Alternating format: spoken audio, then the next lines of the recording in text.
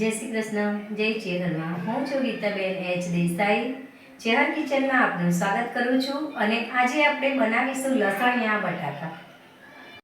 જો તમે જોઈ શકો છો, આપણે લસણિયા બટાકા બનાવવા માટે સૌથી પહેલાં તો આપણે બટેકાને બાફીને રાખ્યા છે, તમે જોઈ શકો છો. અને આ છે સૂકા મરચાં લાલ, એને આપણે પાણીમાં પલાળીને રાખ્યા છે. આ છે લસણ, ટામેટા પ્યુરી, ડુંગળી ક્રશ કરેલી, લસણ, આદુ અને મરચાંની પેસ્ટ, અને આ છે આપણા સૂકા મસાલા. જો આપણે બધાય બટેકાને અહીંયા છોલી લેશું. આવા મીડિયમ સાઇઝના બટેકા લેવાના છે આપણે. આ બટેકાને આપણે કટિંગ નથી કરવાના એટલા માટે, કે જેવું બની જાય કે વધારે બટેકું બફાઈ ગયું હોય તો એની જાતે ભાંગી જાય તો વાત અલગ છે, બાકી આપણે આને આખા જ લેવાના છે.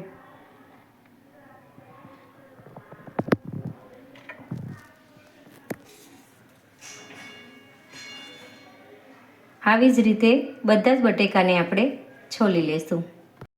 જો હવે તમે જોઈ શકો છો, આપણે આ લસણ લીધું છે, 10 થી 12 કરી જેટલું લસણ છે.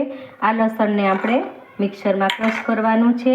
અને જે આપણે પાણીમાં પલાળેલા મરચાં લીધા હતા એ પણ આમાં આપણે જોડે જ ક્રશ કરી લેવાના છે.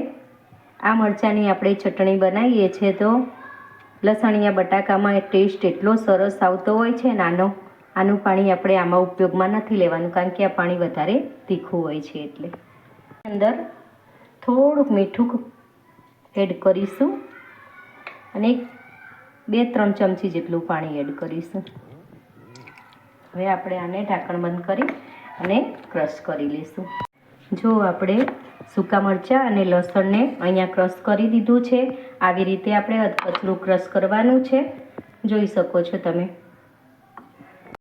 જો તમે જોઈ શકો છો, આપણે દળેલા મસાલાનો એક અહીંયા મિક્સમાં મસાલો બનાવવાનો છે, એ બટેકાની અંદર ભેળવવા માટે. આપણે જુઓ તમે, આપણે અહીંયા અડધી ચમચી જેટલું મરચું લીધું છે, અડધી ચમચી હળદર લીધી છે,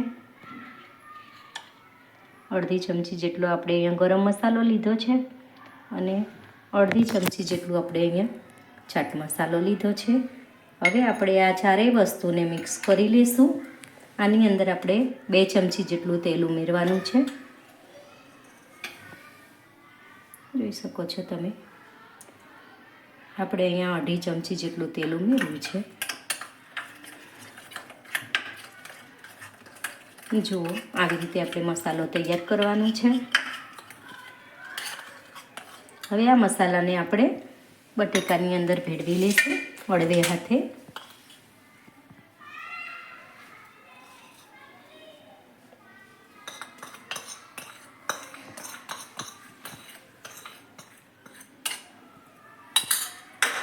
આવી રીતે આપણે બધા જ બટેકાની અંદર ભેળવી લેવાનું છે. જુઓ તમે જોઈ શકો છો, આવી રીતે આપણે એને ભેળવી લઈશું.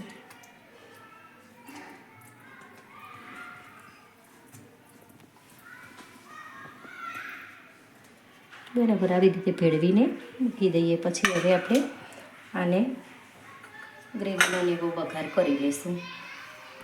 જો હવે આપણે ગ્રેવીનો વઘાર કરીશું લસણિયા બટેકા માટે. આપણે અહીંયા 5 થી 6 ચમચી જેટલું તેલ લીધું છે. આ તેલને ગરમ થવા દઈશું પહેલાં. તમે જોઈ શકો છો, આપણું તેલ અહીંયા આવી ગયું છે. હવે આપણે જીરાનો વઘાર કરીશું. 1 ચમચી જીરું નાખ્યું છે આપણે અહીંયા. હવે આપણે અડધી ચમચી હિંગ લીધી છે.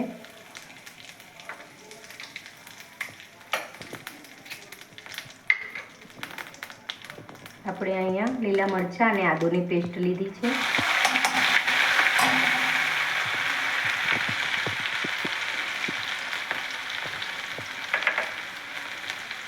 અહીંયા આપણે લસણ અને મરચાં જે લીધા છે પીસીને, એ પણ આમાં નાખીશું.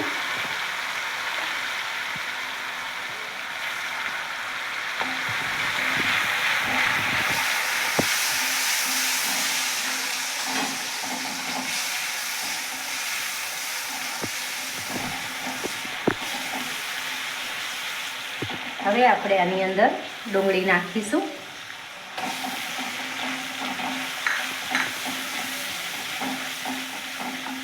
હવે ડુંગળીને થોડી બ્રાઉન કલર જેવી થવા દઈશું, ત્યાં સુધી આપણે થોડી શેકાવા દઈએ. જો તમે જોઈ શકો છો આપણી ડુંગળી અહીંયા સરસ રીતે સતળાઈ ગઈ છે અને તેલ પણ છૂટું પડી ગયું છે. હવે આપણે તળેલા મસાલા એડ કરીશું.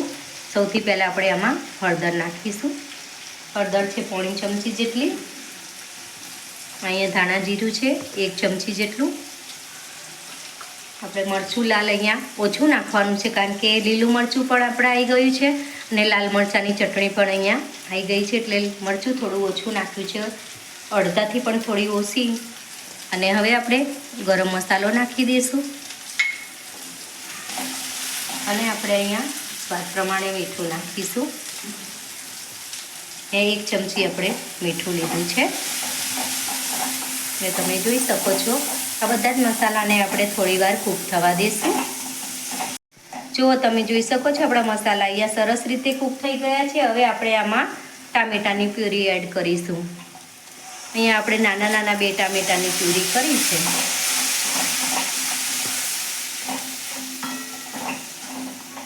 હવે આપણે આને 2 મિનિટ માટે કૂક થવા દઈશું. જો તમે જોઈ શકો છો આપણી ગ્રેવી અહીંયા સરસ રીતે મસાલા સાથે કૂક થઈ ગઈ છે. હવે આપણે આની અંદર થોડું પાણી એડ કરી લઈશું. આપણે અહીંયા 1 નાના કપ જેટલું પાણી એડ કર્યું છે. આપણે ગ્રેવીની સરસ થિકનેસ આવી ગઈ છે. હવે આપણે આની અંદર બટેકા એડ કરી લઈશું. બટેકા એડ કર્યા પછી આપણે પાણીની જરૂર પડશે તો થોડું નાખીશું.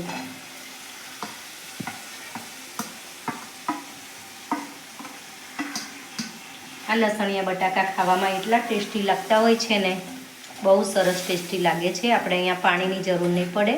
સરસ પાણી પણ આવી ગયું છે અને ગ્રેવી સાથે સરસ બટેકા પણ ભળી ગયા છે. મસાલા જોડે આપણે આને 1 મિનિટ માટે રહેવા દઈશું. જો તમે જોઈ શકો છો આપણા લસણિયા બટાકા અહીંયા ભરપૂર મસાલા સાથે રેડી થઈ ગયા છે. હવે આપણે આને નીચે ઉતારી લઈશું. હવે આપણે આને સર્વ કરી લઈશું.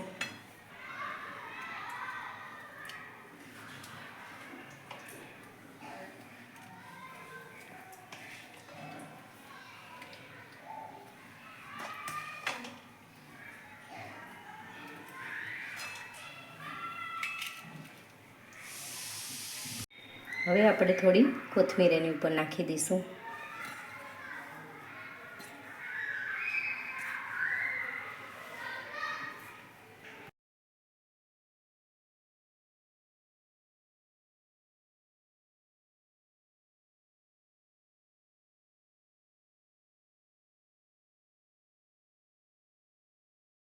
જો તમને મારી રેસીપી પસંદ આવી હોય તો મારી ચેનલ ચેહર કિચનને લાઈક કરો, શેર કરો અને સબસ્ક્રાઈબ કરો.